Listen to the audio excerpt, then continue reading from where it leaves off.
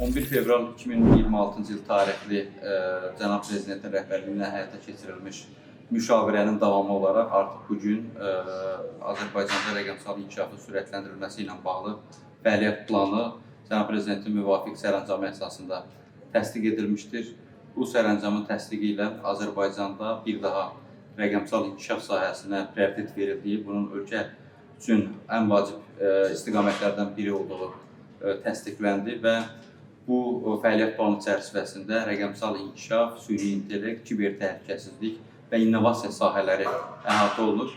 Ölkəmizdə həm dövlət xidmətlərinin tam şəkildə rəqəmsallaşması, həyat hadisəsi əsasında sadələşdirilmiş şəkildə istifadəçilərə çatdırılması, data əsaslı qərarların qəbul edilməsinə zəmin yaradan infrastrukturun formalaşdırılması, bununla bərabər dövlət qurumlarında, eləcə də ölkədə vətəndaşların rəqəmsal savadlığının artırılması istiqamətində ciddi addımların atılması nəzərdə tutulmuşdur.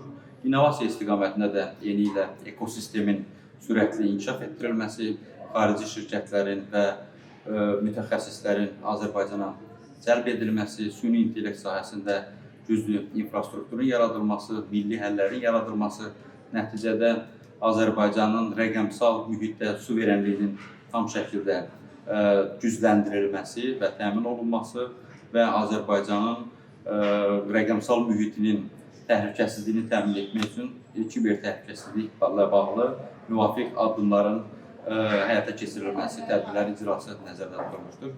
Bununla Azərbaycan regionda rəqəmsal inkişaf sahəsində, texnologiya sahəsində lider ölkəyə çevriləcək.